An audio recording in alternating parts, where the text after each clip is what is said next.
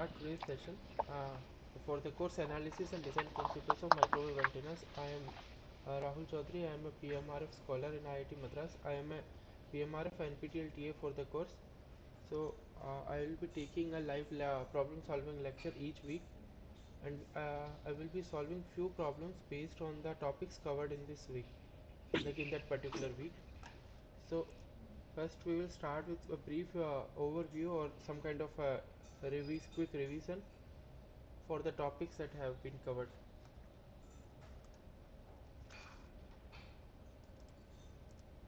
Uh, while solving the problems, if you guys have any problem, you can unmute yourself and ask me the question. So it's an interactive session. So if it is interactive, it will be good for you.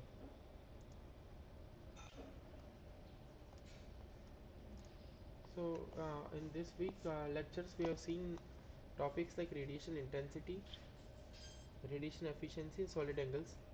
So what radiation intensity uh, is u of theta. It's a function of theta and phi. Radiation intensity, it's the power radiated per unit solid angle in a given direction. So what radiation intensity is, it's a it's the power radiated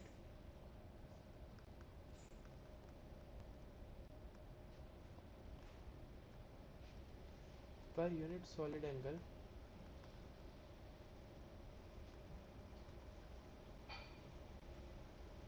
in a given direction.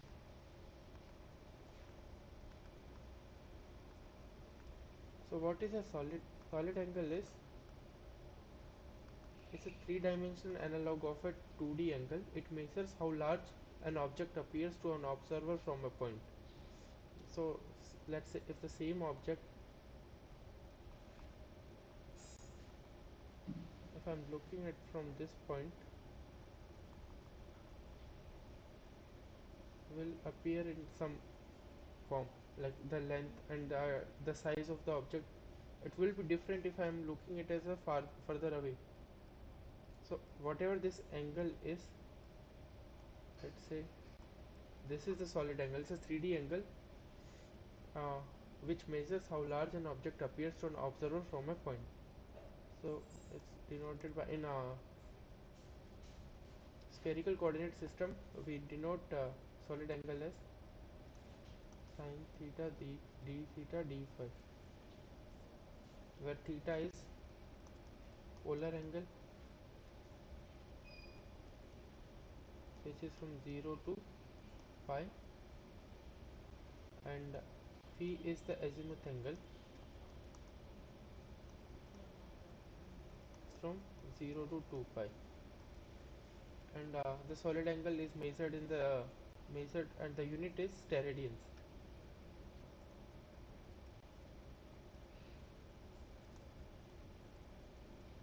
Steradians, SR. So yeah, if any doubt is there, please let me know.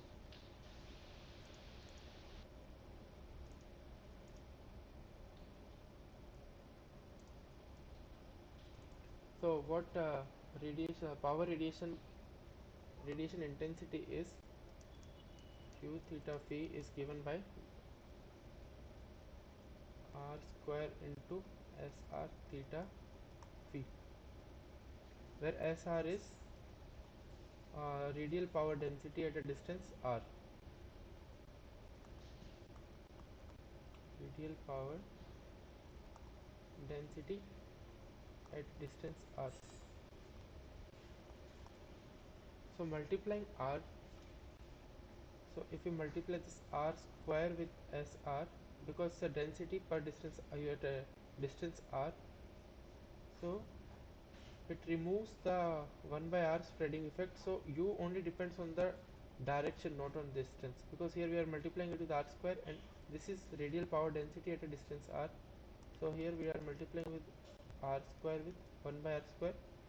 So u is only function of direction, because if it has been function of direction distance also, it should have been something like this, but it's not like this, right? Because it's not a function, it's only a function, it varies with theta and phi, with the polar angle and the azimuth angle. So the maximum value is used in directivity. So maximum value of U max or radiation intensity is denoted as U max. That's what we use in directivity, right? If you remember that the directivity formula is 4 pi U max divided by radiated power, where P radiated is the total radiated power. So directivity, what directivity tells us is how much the antenna focuses. Hello. Hmm. Hmm. Hmm.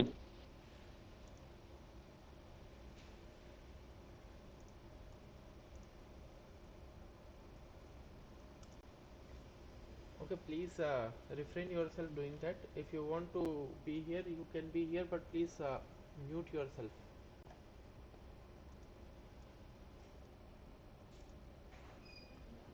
And the other topics, like we are talking about the directivity. What directivity tells us is how much the antenna focuses radiation in its strongest direction compared to the isotropic radiation. So I was we have written down the directivity formula, which is given by 4 pi U max divided by P radiated, where U max is the maximum radiation intensity and radiated power. So directivity tells us how much the antenna focuses radiation in the strongest direction compared to the isotropic direction. So we can also denote it as U max divided by U average, where isotropic is a fictitious source or an antenna which radiates in all direction equally.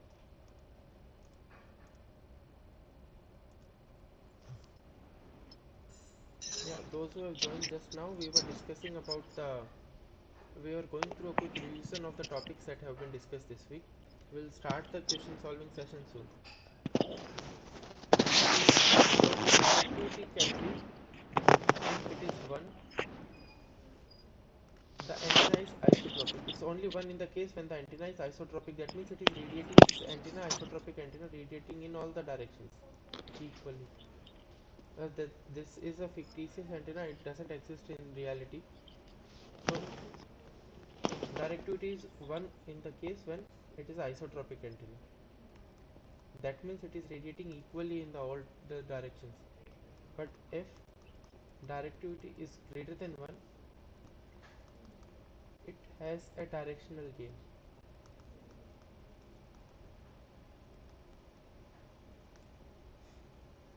So gain brings the efficiency also in the picture. So gain and the relation between the directivity and gain is something like this,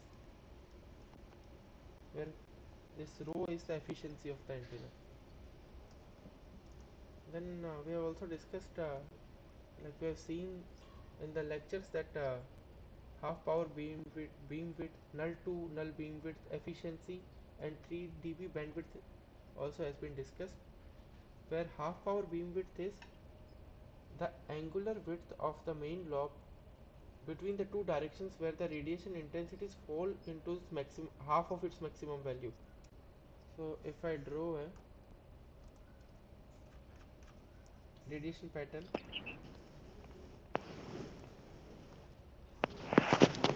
let's say some antenna which radiates like this, so its half power beam width will be when the radiated power is angle at which it is P max by 2. So this is half power beam width angle, and null to null beam width is,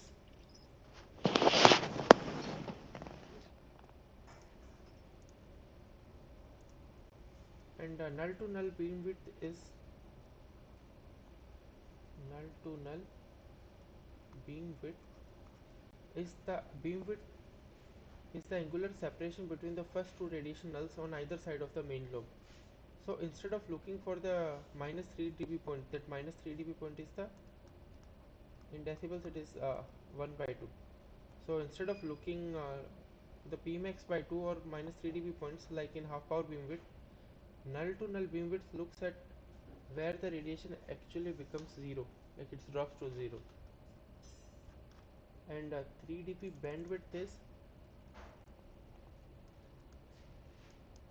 3 dB bandwidth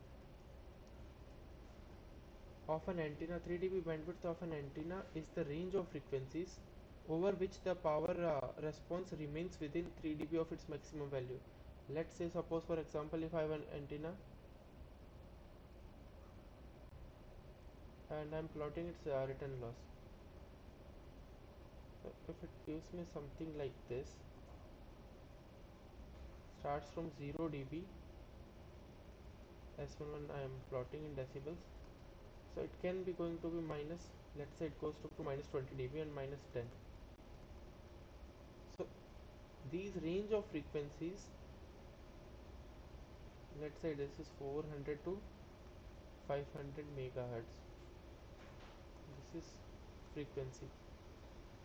So this is the beamwidth between the 400 to 500 megahertz.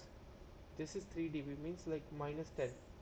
This is the 3 dB, or this is minus 10 dB bandwidth if we talk about. So this is what it is.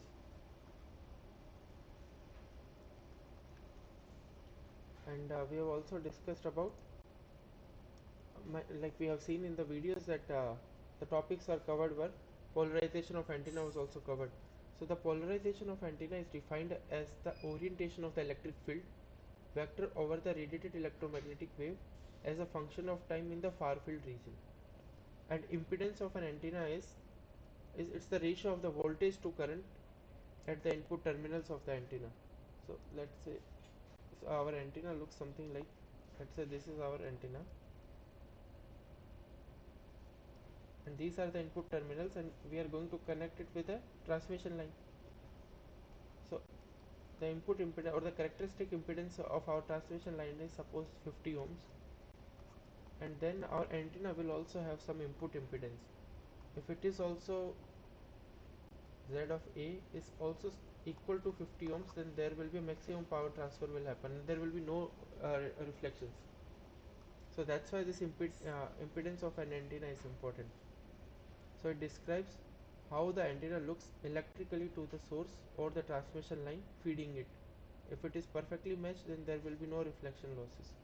So that's what we describe antenna impedance.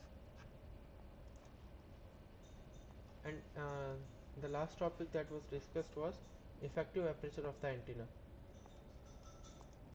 So the effective aperture of an antenna is the effective area over which the antenna collects power from an incoming electromagnetic wave. So one thing is the physical aperture of an antenna, but that's not what we electronically see. The waves will see. It it will be actually smaller than the actual aperture of the antenna. So the effective aperture of an antenna is defined as, it depends on the wavelength and the gain, lambda square by 4 pi into g. So it's just a quick recap what we have seen in the lectures. Now we'll start the problem solving session. If you have any doubt in these topics, please let me know.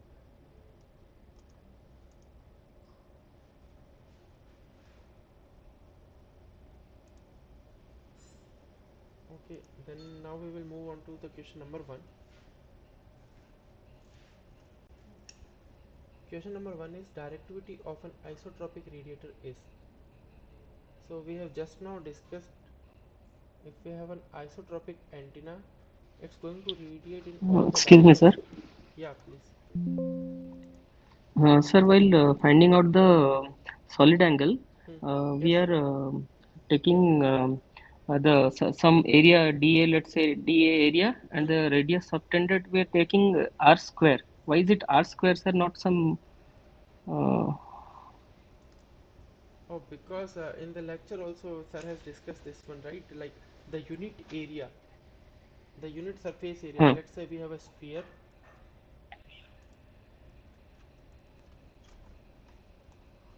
Let's say this is a sphere whose radius is yes, r. sir.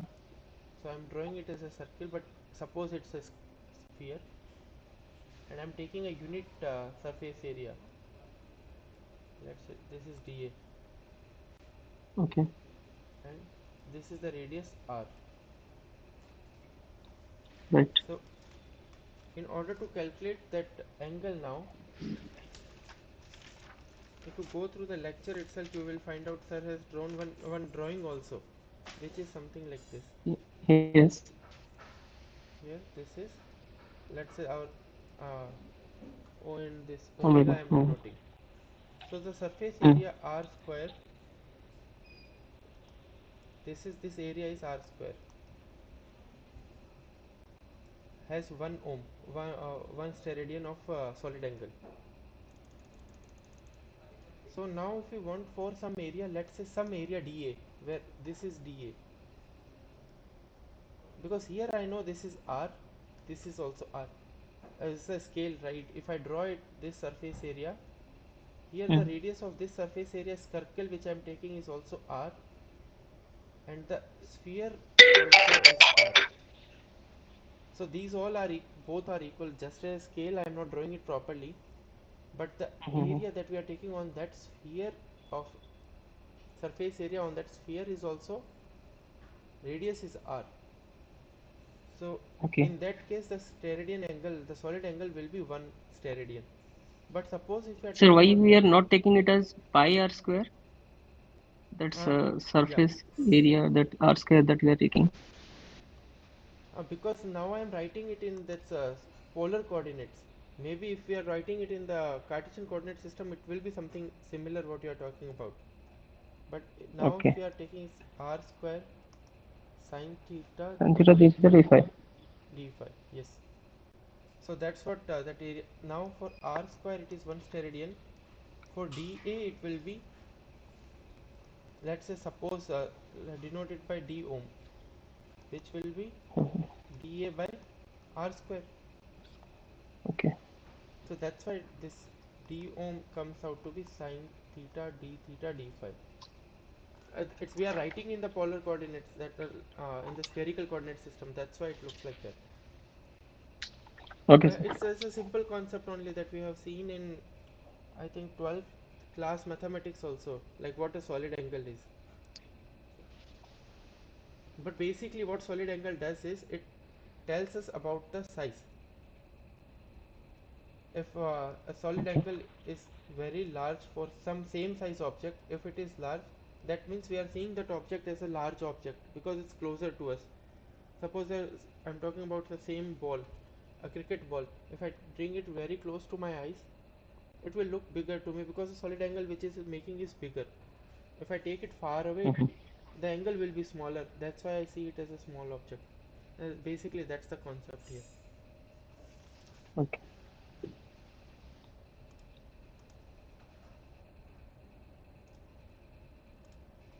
Okay, so we were discussing about the question number one. So question number one, we have seen that what di- directivity of an isotropic antenna should be. It should be one, right? Because an isotropic antenna radiates equally in all the directions. So an isotropic radiator is a hypothetical antenna that radiates power uniformly in all directions. It serves as a reference point for comparing the directional properties of an antenna for other antennas. It doesn't exist in reality, but this is the reference that we use while calculating the directivity for other antennas. So definitely the answer is unity. I hope this is clear. Now we will move on to question number 2. The normalized radiation intensity is given by u of theta. Here it's only function of theta, that's why it is written as u of theta. Generally we write it as u of theta and phi, but now in the case of this particular antenna, the normalized radiation intensity is given by u of theta cos square 3 theta and cos square 4 theta. So it's radiating in such a way that it's only changing in theta direction, it's constant in phi direction. So that's why it's only a function of theta. Now we have to determine the first null bandwidth, beam width in degrees.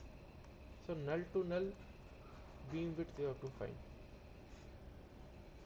That means we have to find the beam width, means we have to find the theta for which it becomes 0.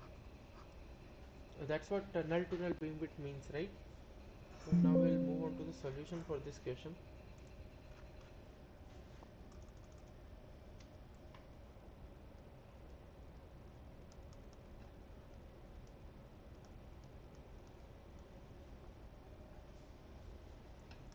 So for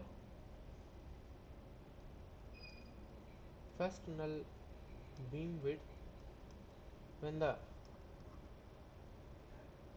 maybe the radiation pattern can be something like this, but now we want the first null beam width when the first time the radiation intensity becomes 0. So the theta we can denote it as theta n. So u of theta n should be 0. So the radiation intensity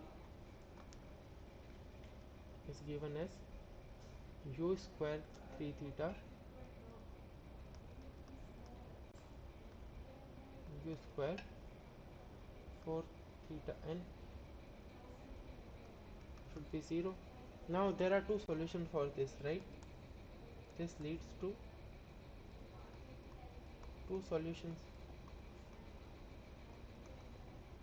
Either cos square 3 theta n can be 0, or cos square 4 theta n can be also 0. And we know that the theta here is between, given in the problem as it lies in between 0 to 90 degree. So here the 3 theta n can be, one case when it can 0 is when this 3 theta n is 90 degrees. So theta n can be 30 degrees. And then the second solution for this is when cos square 4 theta n is 0, and this also is possible when 4 theta n is equals to 90 degrees. So theta n comes out to be 22.25 degrees. Now the one with the smallest, the one with the smallest, 22.5 degree. yeah, sorry, 22.5, correct. So this, the one with the smallest value determines first null beam width.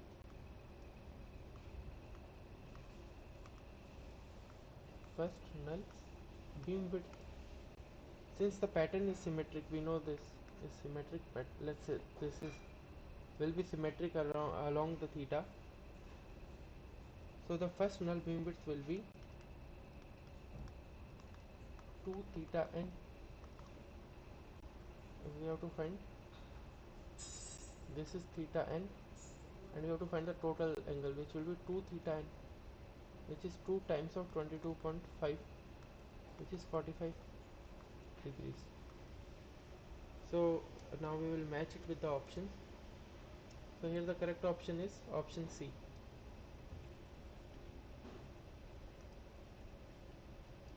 45 degrees.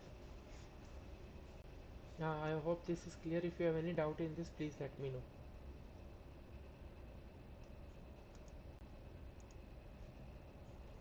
If this is clear, we will move on to question number 3. Consider the following statements. Reactive near field region is also known as Fresnel region.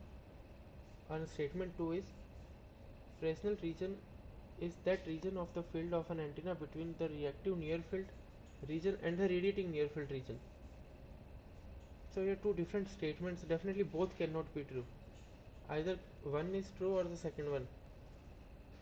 So if we, Second one is. yeah, exactly, second one is true, because radiating near field is known as Fresnel region, and it is defined as the region of the fields between the reactive and radiating near field regions where radiation field predominates.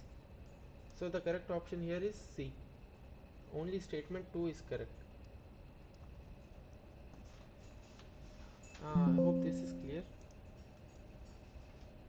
Now we'll move on to question number 4. Here we have given three statements. Consider the following statements. The 3 dB bandwidth of an antenna is defined as the angle between two radiation nulls in the radiation pattern of the antenna. Now doesn't make sense, right? That's not bandwidth, that is 3 dB beam width. The 3 dB beam width of an antenna is defined as the angle between the half power points in the radiation pattern of the antenna. So definitely statement 1 is not correct. Statement 2 is antenna impedance is always purely resistive. That is also not correct. We have seen that antenna impedance can have real and imaginary part. So statement 2 is also not correct. And statement 3 is for optimal communication, the polarization of an antenna should match the polarization of the received signal.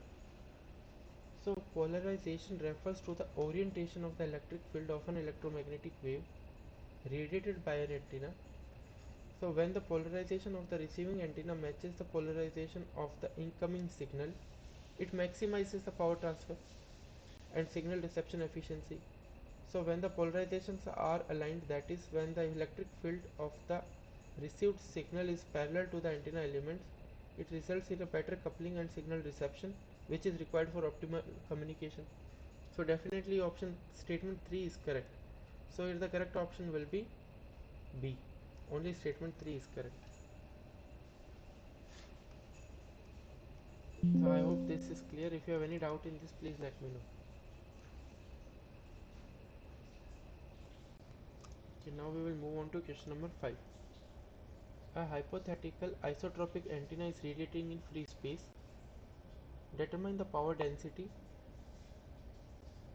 in terms of decibels at a point P in free space if the measured electric field at that point is 10 volt per meter. So here we have given it's given that there is a hypothetical isotropic antenna which is radiating in free space. That is impedance of free space eta naught we know, which is 120 pi or 377 ohms. Now we have to determine the power density W radiated.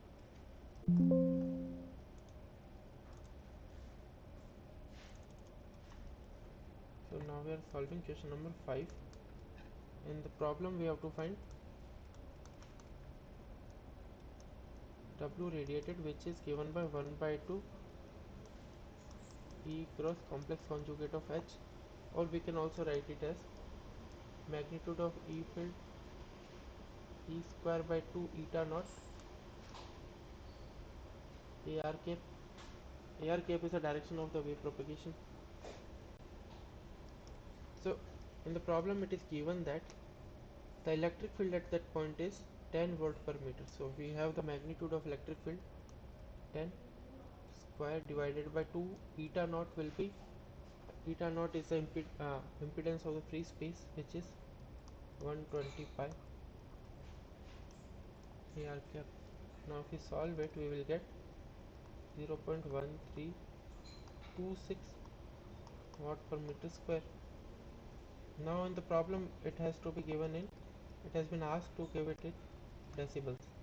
So we will take 10 log 10 of 0.1326 and we will get minus 8.77 decibels, sorry, decibel watt per meter square. Now we'll match the options. So the correct option is option B. I hope the question number 5 is clear. If you have any doubt in this, please let me know.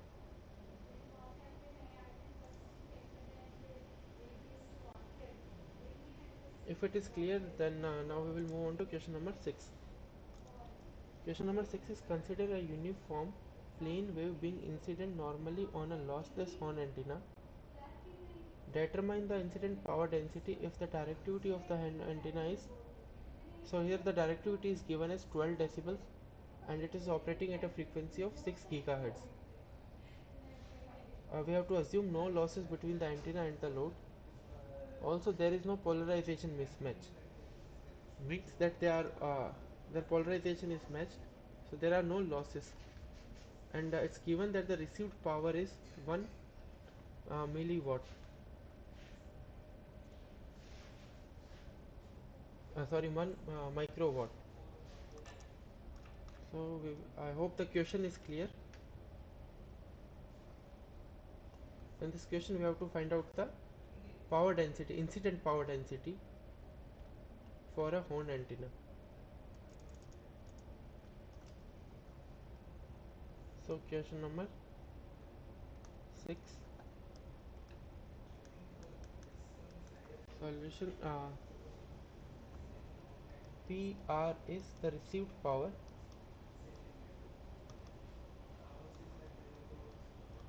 which is given in the problem as 1 microwatt, or we can write it as 1 into 10 to the power minus 6 watt, and also the directivity is given as 12 decibels. We can write this as 10 to the power 1.2, and the frequency of operation is 6 gigahertz, and the wavelength, from this frequency we can find out the wavelength,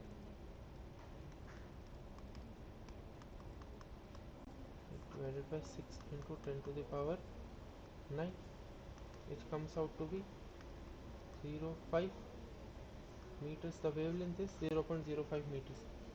So now we have to find out the power received is, we can calculate the power received is given by PR is equals to WI into effective aperture maximum.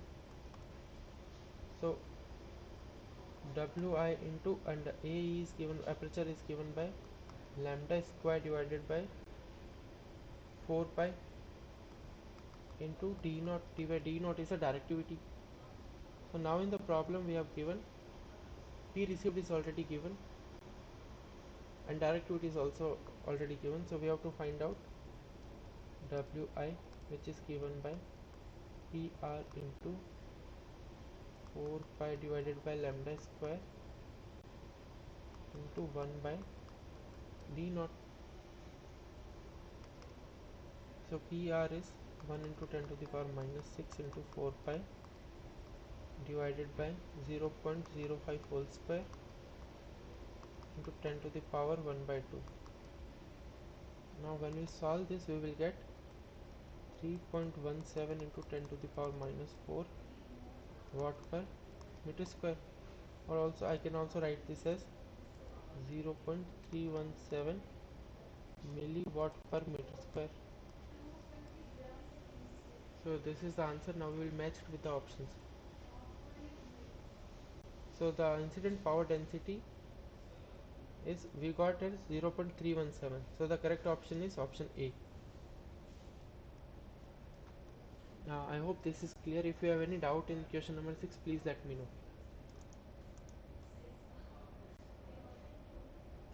If this is clear, we will move on to next problem. Question number 7. Consider a dipole antenna being driven by a 10 volt 100 megahertz source with source impedance 50 ohm. If the ohmic resistance of the antenna is 1 ohm, then determine the power dissipated and power radiated by the antenna respectively. Assuming input impedance of the antenna to be 73.73 plus J 42.5 ohms. So here the input impedance is a complex. Here it has a real and imaginary part,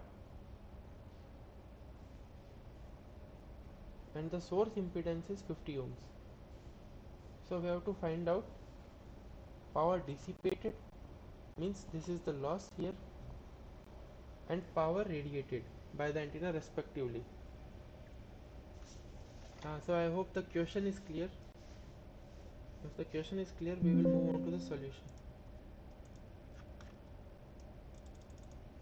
Now we are solving question number 7.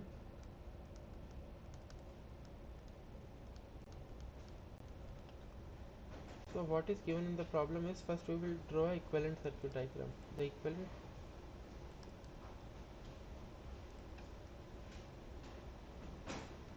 circuit can be drawn as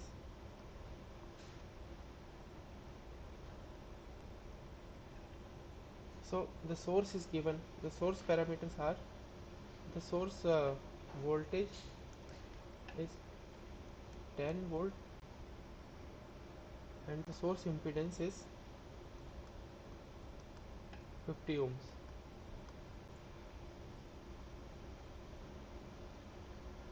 and the ohmic resistance of the antenna is,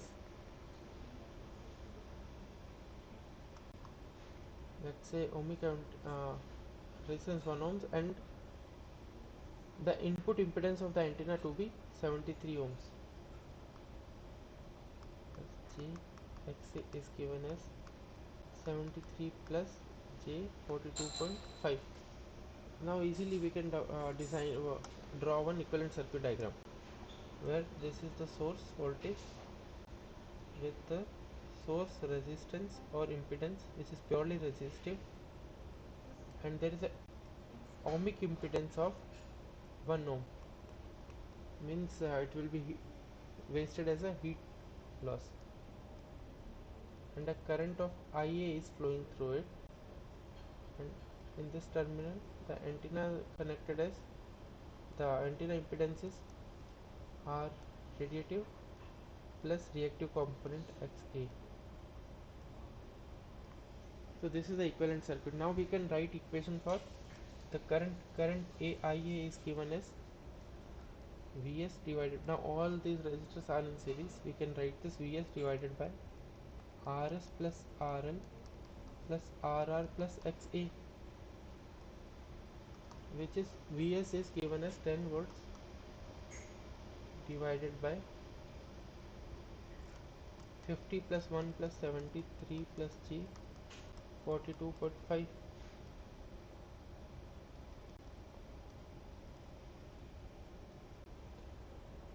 which will be given as 10 divided by 124 plus J 42.5. Now we can simplify it by multiplying it with 124 minus J 42.5 divided by 124 minus J 42.5, and when we do this we will get 1240 minus J 425 divided by 15376 plus 81806.25. When we solve this we will get J 244 25 17182.25, and when we solve this it will come out in the form 0.076288, sorry,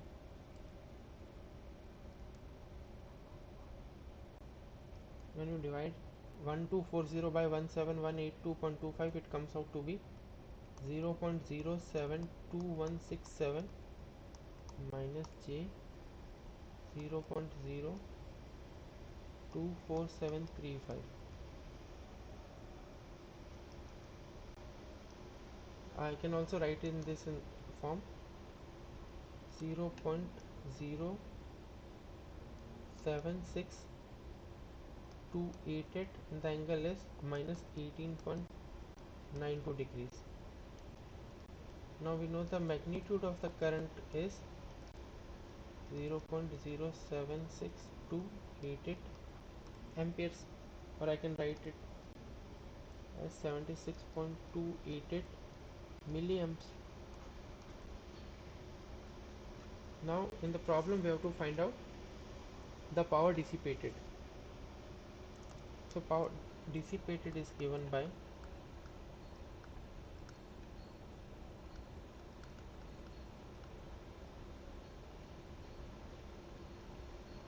P dissipated is 1 by 2 I square RL, where RL is given as 1 ohm. So the power is dissipated as a ohmic loss here, or this RL. So the dissipated power is 1 by 2 into 76.288 into 10 to the power minus 3 whole square into 1, and when we solve this we will get 2.9 milliwatt. So this is the dissipated power. Now in the next part of the problem we have to find power radiated by the antenna. So power radiated is given by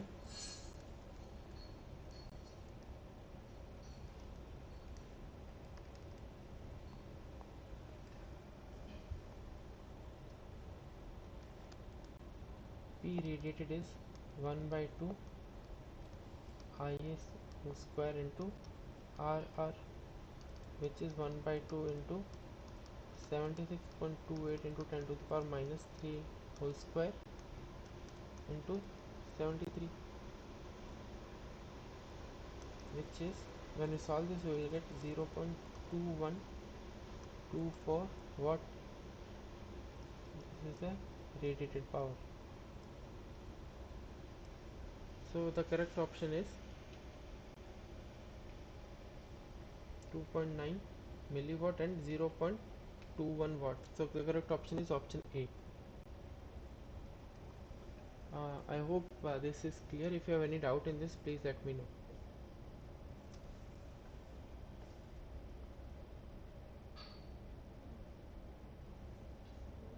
If this is clear, we will move on to the next question number 8. Which of the following statements is true regarding the effective aperture of an antenna? Effective aperture is independent of the operating frequency. Effective aperture is solely determined by the physical size of the antenna. Effective aperture is not affected by the polarization of the antenna. And option D is, a larger effective aperture indicates a higher directivity of the antenna. So here 4 options are given and we have to select the correct one. Now we are solving question number 8. So if we look all the options, clearly the correct option which looks correct is option D only. Why? Because the effective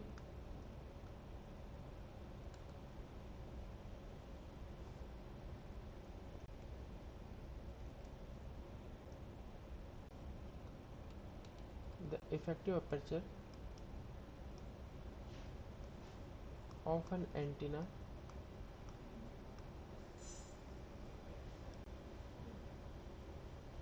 refers to the area that captures or radiates the electromagnetic energy, captures or radiates electromagnetic energy. It represents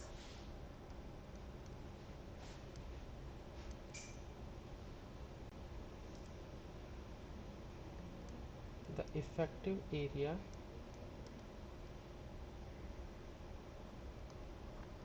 of the antenna as seen from a particular direction.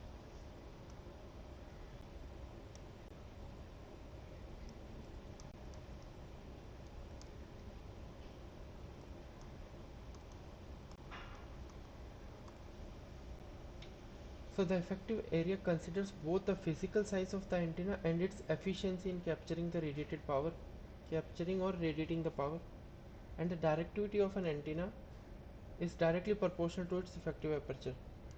So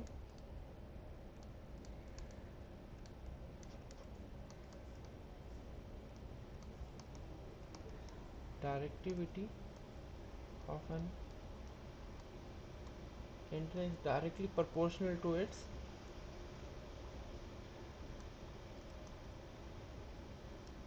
aperture. So what it means is, a larger effective aperture implies that the antenna capture or radiate more power. So a larger effective aperture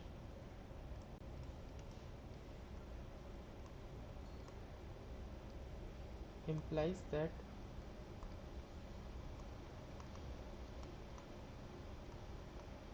the antenna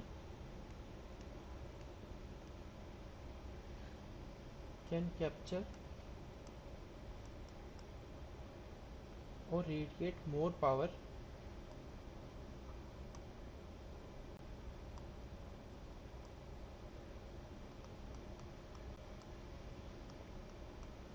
from a specific direction,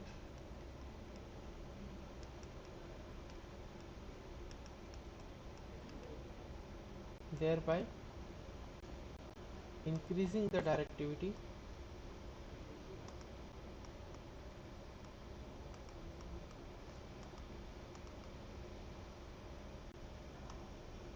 This is because a larger aperture allows for a greater collection or emission of the electromagnetic energy. So that's why option D is correct. A larger effective aperture indicates a higher directivity of an antenna.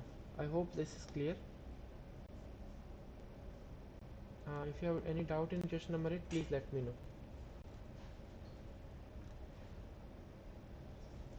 Now we will move on to question number 9. The directional characteristics of the antenna as represented by the radiation intensity is given by, so the radiation intensity is given as U is equals to U naught cos square theta, and the power radiated by a lossless antenna is 2 watts. Now we have to find the maximum power density at a distance of 2 kilometers.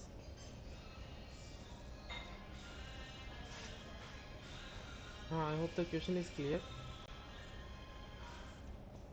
Radiation intensity of an antenna is given and the power radiated by a lossless antenna is given. Now we have to find out the maximum power density at a distance of 2 kilometers.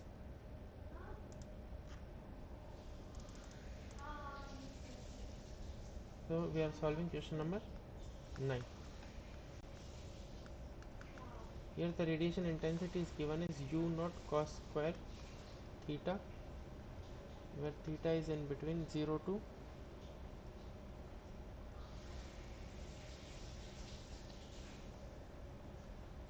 pi by 2 and phi is 0 to 2 pi. Anyhow, there is no phi dependence here in this radiation field intensity, and the radiated power is 2 watts. And now we know the relationship between the radiated power and the radiation intensity. If the radiation intensity is given, we can calculate the radiated power, which is given by P radiated is equals to 0 to 2 pi, 0 to pi. Here it's between pi by 2, U naught cos square theta sin theta d theta d phi. So here U naught is constant, so we'll take it out. 2 pi 0 से 0 to pi by 2 with cos square theta sin theta d theta d phi. Now there is no phi dependence, so it will be a constant phi between the limits 0 to 2 pi and 0 to pi by between the limits, and cos square theta sin theta d theta, and when we solve this integral we will get 2 pi u naught 1 by 3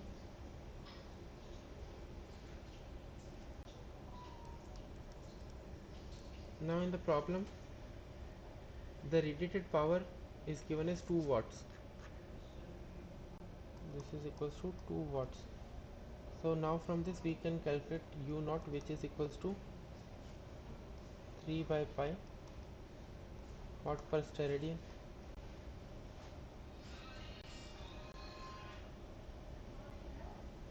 Therefore u we can write as 3 by pi cos square theta. Now we have to calculate the power density. In the problem we have to find out the power density, right? So power density is given by W is equals to U by R square, where U is 3 by pi cos square theta divided by, at a distance of, we needed to know the power density at a distance of 2 kilometers. So 2000 meters whole square and when you solve this it comes out to be 0.2387 into 10 to the power minus 6 cos square theta, and the maximum power density at a distance 2 km is when cos square theta is 1.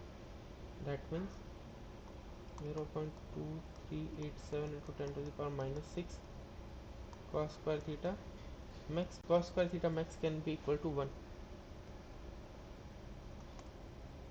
So it comes out to be 0.2387 into 10 to the power minus 6, or we can write this as 0.2387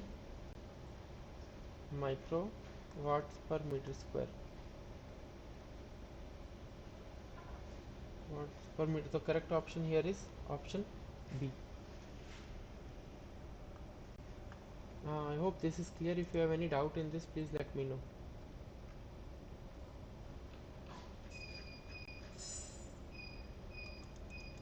If this is clear, we will move on to the next problem, which is question number 10.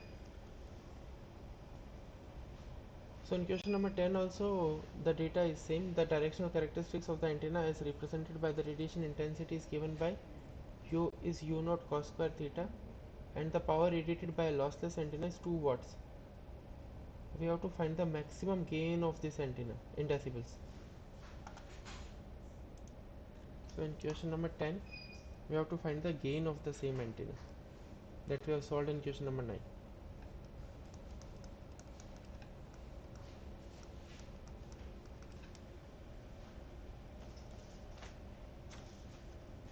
So first of all we will find out the directivity of this antenna,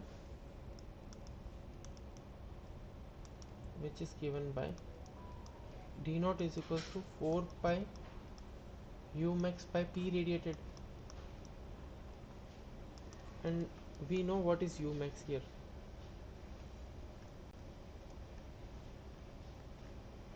So u max will be 3 by pi 4 pi into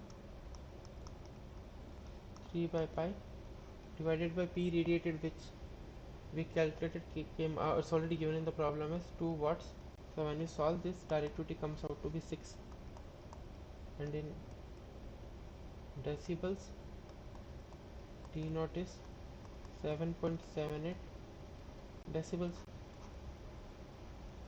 Now in the problem it is given that antenna is lossless. Since the antenna is lossless,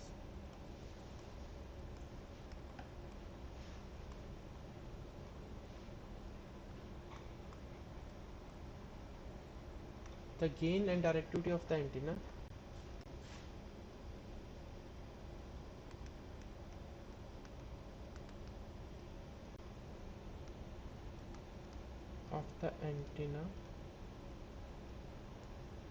has the same value, because we know that the relation between the gain and directivity is rho d naught, where is the efficiency is 1, because it's lossless, so there is no losses are there, so the gain and directivity are the same. So in this case here the gain is 7.78 decibels. Now we will match it with the options. The correct option here is option B. I hope this is clear. If you have any doubt in question number 10, please let me know.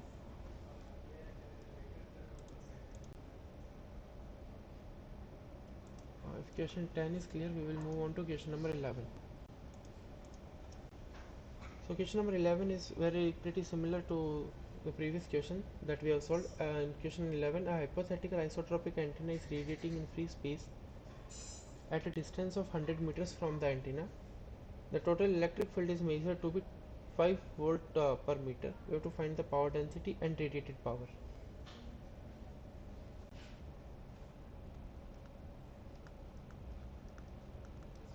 So first we will find out the power density.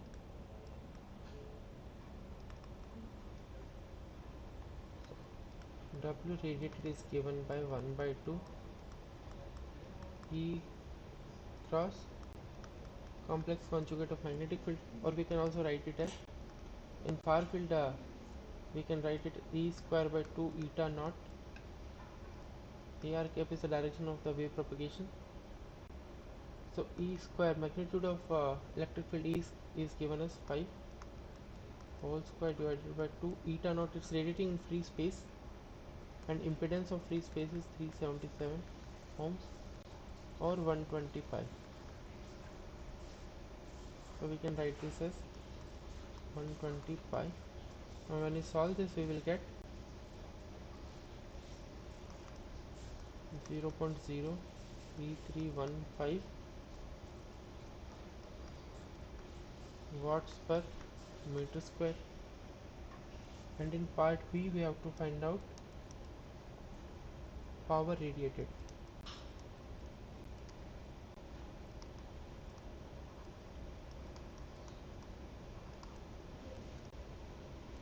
P radiated is given by surface integral of power density. That's what radiated power will be, right? So W radiated dot ds. Now in spherical coordinate, we can write this as 0 to 2 pi, and between 0 to pi, W radiated is 0.03315 r square sine theta d theta d phi. And when we solve this, we will get radiated power as 4165.75 watts.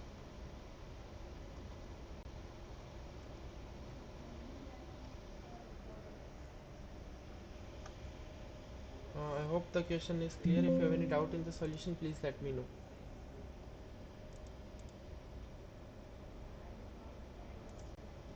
If this is clear, we will move on to question number 12. So in question 12, it's given as the maximum radiation intensity of a 90% efficiency antenna. So the antenna efficiency here is 90%, and the max intensity, radiation intensity, is 200 milliwatt per unit solid angle.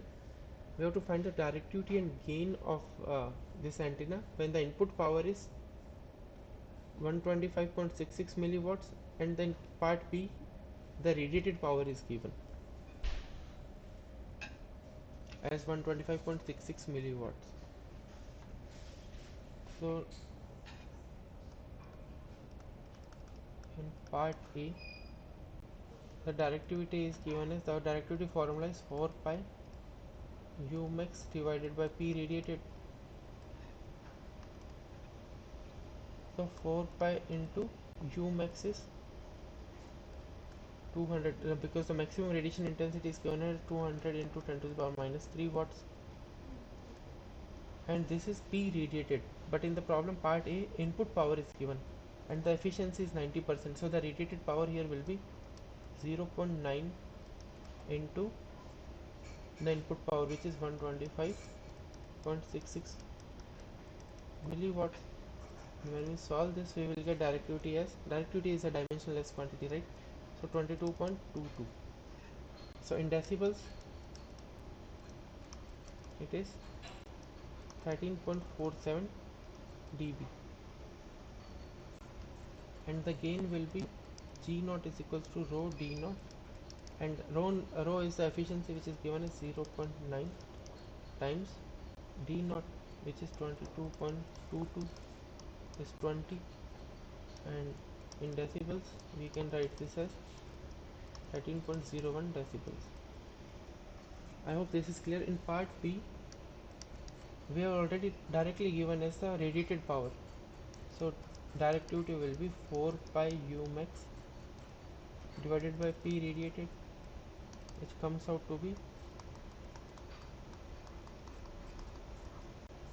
divided by 125.66 into 10 to the power minus 3, because already in the problem P radiated is given, and when we solve this, we will get 20, and in decibels it is 13.01 dB. And similarly we can calculate the gain, which is rho into rho times of d naught. Rho is 90% into 20, which is 18, and the gain in decibels is 12.55 decibels. I hope this question is clear. If you have any doubt in this, please let me know.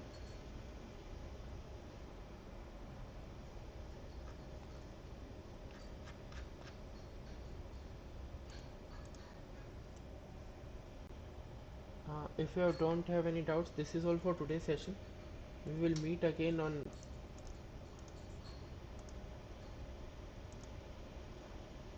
6th September, same time. Thank you for joining today's session. That's all. Thank you. Mm. Thank you, sir. Yeah, thank you.